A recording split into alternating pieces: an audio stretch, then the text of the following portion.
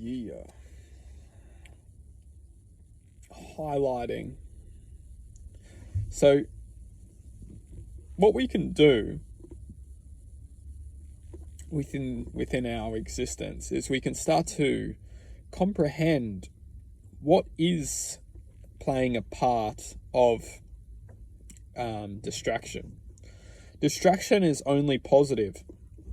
A lot of the time, it's so important to highlight distractions in our lives as they're our greatest positive.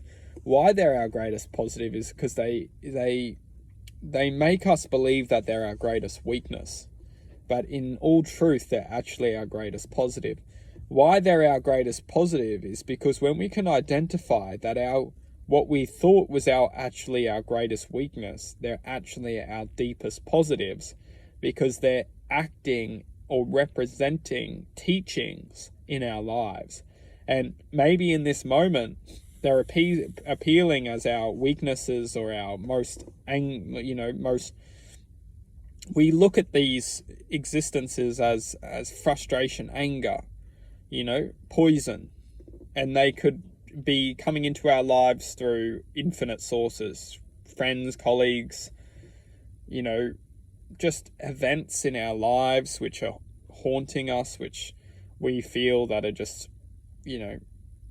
existing in our lives to take from us.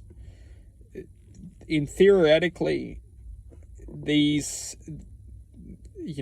to put very simply, that in this moment, they might be our greatest weaknesses because we feel that we're weak to these people, to these, it could even be our own self-image. We could feel anger, frustration, anything which is seeding anger and frustration are actually existing within this perception for a reason.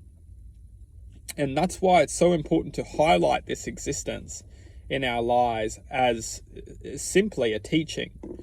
This existence has taken place in our lives to teach us something. And if we can't learn, we will only continue to see this teaching as, it's almost like a mathematical equation. When we see the math, we don't know how to calculate that. It can make us angry. It can make us frustrated. It can make us weak. It can make us even tormented because we're just so caught up in that calculation. Calculation will only add up over time if we can't learn to divide that calculation into the truth of its existence. Truthfully speaking, once we learn to divide the calculation into the truth of which it is, we will understand that is actually what we wanted, we manifested for our own true self to identify how to overcome. And put very simply, as long as we can highlight the weaknesses in our lives, we can move forward understanding that these weaknesses have actually come into our lives to teach us something. It's the only way we can look at negativity in our lives. Every bit of negativity has come into our lives because we've manifested it. Every point of attention or every expression of negativity has come into our lives because we've manifested it. As long as we can take that truth, which is effectively the creation of our own manifestation within a higher dimension, which is relaying a code which we're intercepting, which we're essentially like a record, and when we put that record on the record player, it sings. The speed of sound of which effectively created that record to play is being created within a higher dimension.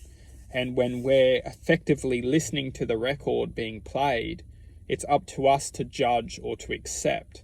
When we start to accept, we start to just relay and learn from that record being played. And that's the expression of our life. That is effectively our life, is to learn to accept and learn to love the sound.